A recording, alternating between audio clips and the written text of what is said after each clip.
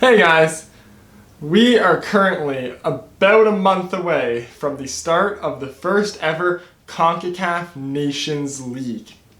And now, going into the Concacaf Nations League, Canada is in League A and are in a group with Cuba and the United States. And with Canada currently sitting in 8th in the Concacaf rankings and the top 6 automatically qualifying for the Hex in the World Cup qualifiers, and this being the last tournament between now and the Concacaf World Cup qualifiers, this is an incredibly important series of games for Canada to try and push their spot into the Hex and increase their FIFA World Ranking. So, with these games being so important, I thought I would take a look at what I think the roster and the starting 11 for Canada will be in these upcoming Concacaf Nations League games. Now, because these games are so important for Canada to get a ticket into the Hex and increase their FIFA World Ranking, I don't think that they will play a weaker squad against Cuba. I believe that they will play their best 11 and have their best 23-man roster at both the games against Cuba and the games against the United States. So the roster that I pick here will probably be the roster that I would expect them to use for both the Cuba games and the United States games in this Nations League group stage. So I'm going to start off by predicting the starting 11 that Canada will play in the Nations League. And this is what I think Canada's best starting 11 is right now. So first off, in net.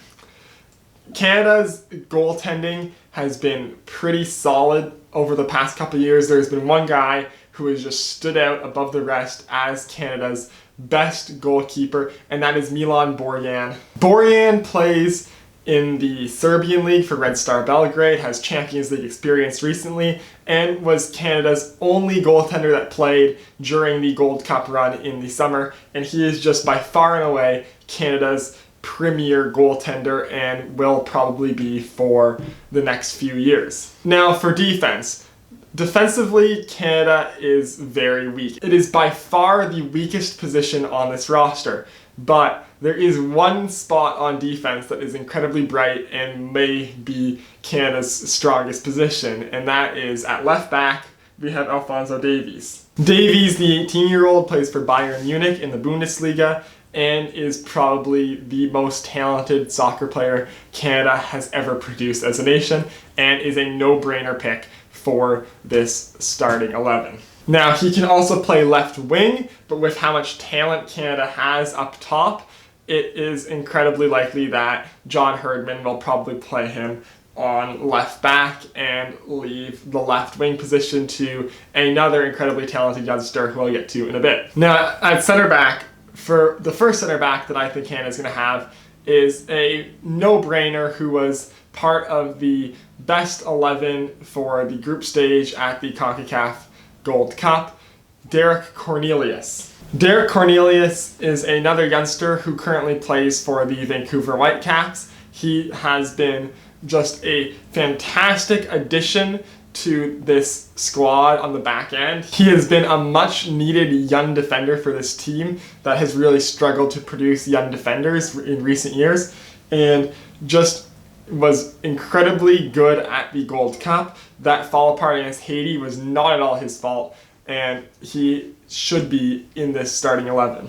And for the other center back, I'm going to go with someone who actually did not play in the Gold Cup for Canada. Someone who plays for Midfield, I probably butchered that, in Norway, Manraker James. James has been called by some to be one of the best Canadian center backs right now, and the fact that he did not make the Gold Cup squad was a shock to many. And I feel like with how that Gold Cup squad performed defensively, especially with that terrible fall apart against Haiti, a shakeup at the back end has to be made, and I feel like James coming in is a no-brainer. And now for right back. Unfortunately, Canada is incredibly thin at the natural right back position. During the Gold Cup, we were playing Marcus Godinho there, and that turned out incredibly terribly. So after that performance against Haiti, I think that Godinho should not be playing for Canada in this Nations League group stage, at least not right away. Give himself some time to prove himself again with his club team. And that means, unfortunately, that someone who's not a natural right back will have to play right back. And it could be anyone, but right now the name that I want to be is Sam Adekugbe. Adekugbe is a natural center back who plays for Vålerenga in Norway. Sorry, I said James plays in Norway. He actually plays in Denmark. But Adekugbe plays in Norway for Vålerenga, natural center back, but I feel like he probably could play the right back if called upon. And unfortunately, just with how weak Canada is at right back, we probably do need a natural center back to play the right back position. And based off the guys we had in the Gold Cup, I don't think that Daniil Henry could play out there. So hopefully Adekugbe will have what it takes to play a more wider position. In the end, Canada does use a 4-3-3 and you have wingers, so you don't really need your wing backs to be that offensive in that formation.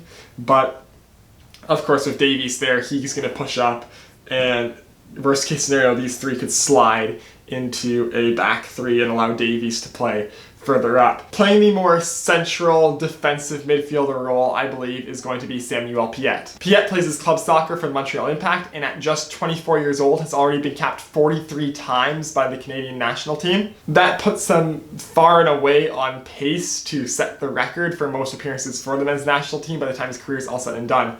And he has been just a very, very solid player in MLS for the Montreal Impact, quite good in a defensive midfielder role.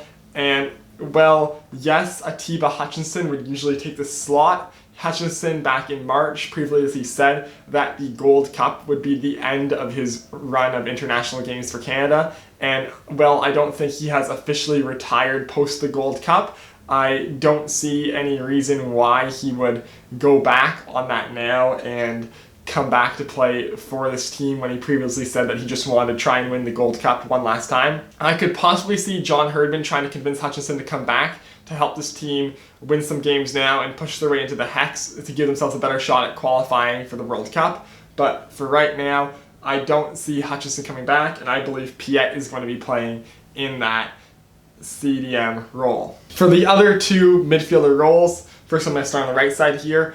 I believe that playing on the more right mid, still a central mid because of the 4-3-3, but the right center mid position will be the captain, Scott Arfield. Arfield has been a mainstay on the national team since he decided to change his FIFA designation to Canada in 2017. He's played pretty much in every opportunity he's had since then, and is probably one of the better players on this team. He has Premier League experience with Burnley and currently plays for Rangers in the Scottish Premier League. And on the left mid position, I'm going to pick a guy who has really come up and impressed in MLS this season, was the only Canadian on the MLS All-Star team, Mark-Anthony Kaye. Kaye has had an absolutely fantastic season with LAFC. He's a big part of them being the top team by far in MLS right now. He was rewarded for that with a spot on the MLS All-Star team and got to play against Atletico Madrid in the All-Star game, and probably has taken over from Jonathan Osorio as being the best Canadian player in MLS at the moment. And because of that, I'm putting him in the slot that previously I would have designated for Jonathan Osorio. Especially being a TFC fan, it hurts me that Osorio is not what I consider to be the top 11 players in Canada right now, or on the starting 11. But with the season that Osorio is having, he's been kind of a bit of a down season after last year, and Mark-Anthony Kaye has been absolutely fantastic for LAFC. He takes the spot in the midfield in the starting 11. And now moving on to the strikers. So Canada, of course, plays a 4-3-3, so they'll have three strikers, and the striker position is by far and away Canada's best position. They have so many offensive weapons, and it's always very interesting to see who's going to score next, because up top, Canada always can put out three guys who are very, very big threats to score. And even if one of the guys who I think will be starting right now comes off, they have a lot of other weapons on the bench, or they can move Davies up, and there's just so many different options they have up top but I think there is a clear 3 players who will be the 3 starters for this team. So at left wing, the guy who is so good that it pushes Alphonso Davies down to left back is Jonathan David. If he played in MLS, he for sure would have gained about the same level of hype as Alphonso Davies, except the second he turned 18, he went to Belgium and has done nothing but score there in his first professional season, now playing in his second professional season. He instantly, the second he started playing professional football, punched his ticket onto the Canadian national team. And in 8 games for this team over the past year, he has scored 10 goals. Already, after just 1 year of playing for the Canadian national team, he is one of the top 10 scorers in our history. He is on pace to, by far and away, become the greatest goal scorer this country has ever produced. And well, at just 19 years old, he's not fully ready to be the central striker for this team. On the left wing, he can do so much damage, and he did in the Gold Cup. He won the Golden Boot at the Gold Cup. He's just absolutely fantastic because of what he does and how good he is at what he does. Jonathan David will be a mainstay on this national team for years to come. At center striker, another guy who has really come into his own on this national team in the past year, Lucas Cavallini. Cavallini, along with David, formed a 2-headed monster up top for Canada at the Gold Cup, and he has scored 10 goals in 15 appearances for the men's national team. He plays his club soccer in Liga MX for Puebla, so playing in the Mexican League, he plays in one of the top leagues that any of the players on the Canadian national team play in, and is regularly going up against incredibly strong opponents who also play in Concacaf. So he is very used to the style of soccer that Concacaf requires, and because of that, playing for the Canadian national team, he is able to thrive, especially with the level of service that he can get up top with players like Davies, Arfield, David, and who I'm going to put on this right wing side, going in and giving him service. And the final member of the Canadian starting 11, Junior Hoilett. Hoilett currently plays for Cardiff City in the English League Championship, but they were recently relegated from the Premier League last season. So all the players on this national team, he's the one who most recently has English Premier League experience. Hoilett just adds another incredibly talented offensive option to this starting 11. He can play both on the right wing or in the midfield, so he's incredibly useful in that way. And just having out there is another guy who can score, another creative player who can find different ways to get around guys, give in more service to Cavallini and Jonathan David, and just is an all-around incredibly strong addition to this team. So that's who I think the starting 11 is going to be. For the subs now, I'm just going to list them off real quick. You're allowed to have 23 players on your roster, which leaves you with 12 subs, but of course only 3 of them can play, which means that basically, if you have all 23 players play all 4 games, each of the subs will only get 1 appearance. So obviously, quite a few guys are not going to be able to get appearances for this Canadian team, but it may be useful for John Herdman to do something like he did with Noble Okello during the Gold Cup and call up a young player just to kind of have them see what the national team's all about before they develop into a role where they will regularly play for the squad. So here are who I think the subs are going to be. I'm just going to list them off real quick. Maxime Crépeau, who has really become Canada's number 2 goaltender with how he's played this season with the Vancouver Whitecaps. Jason Luttweiler, who plays for Blackburn Rovers. Ashton Morgan, who's been a perennial sub for Canada for years now. Zachary Bro-Gilliard, who's currently on loan with Montreal from Lyon in France. He's a young defender who has potential to go far with this Canadian team. Daniil Henry, who's been a perennial starter for this team. He may end up in the starting 11. It's actually highly likely that he does, but right now I'd like to see him on the bench. Marcus Godinho, I know I said I didn't want to see him play, but he is probably Canada's best natural right back, at least on paper, so because of that, he's probably at the very least going to get into the team. Russell Tybert, who's a very good midfielder for the Vancouver Whitecaps, also has a lot of experience with the Canadian national team. Jonathan Osorio, same MO as Tybert, except plays for TFC. And now the 2 players I have on the subs who were not in the Gold Cup roster, Balu Tabla, who did not play a lot in Spain this past season. He had a very bad loan spell where he only got into like 2 games, and those were both as a late sub, so he just did not have a lot of minutes going into the Gold Cup in the summer, and because of that, John Herdman didn't pick him. But now he's been loaned out to the Montreal Impact, where he is starting to get more minutes, and because of that, I think by the time mid-September and October roll around, he'll have played quite a bit in MLS, and because of that, John Herdman will probably pick Balou Tabla to be at the very least in the subs of this team. Liam Fraser, who John Herdman said the only reason why he did not make the Gold Cup squad was because he thought he'd play more minutes with TFC during that time, but now when the MLS pauses for these international breaks during the Nations League, and these games will be played like during a week or a weekend where there's no MLS action, Liam Fraser will not miss any time with TFC to come play for the national team during this time. So I think John Herdman will pick him to give Fraser a sense of what the Canadian national team's all about, especially with how well Fraser's been for TFC this season, really putting a stake to his claim to be a Michael Bradley replacement once Bradley eventually retires. And then Kyle Larin and Liam Millar, both striking options, both kind of on a bit of a downturn really. Kyle Larin got loaned out from Besiktas to the Belgian League, which is a bit of a downgrade for him.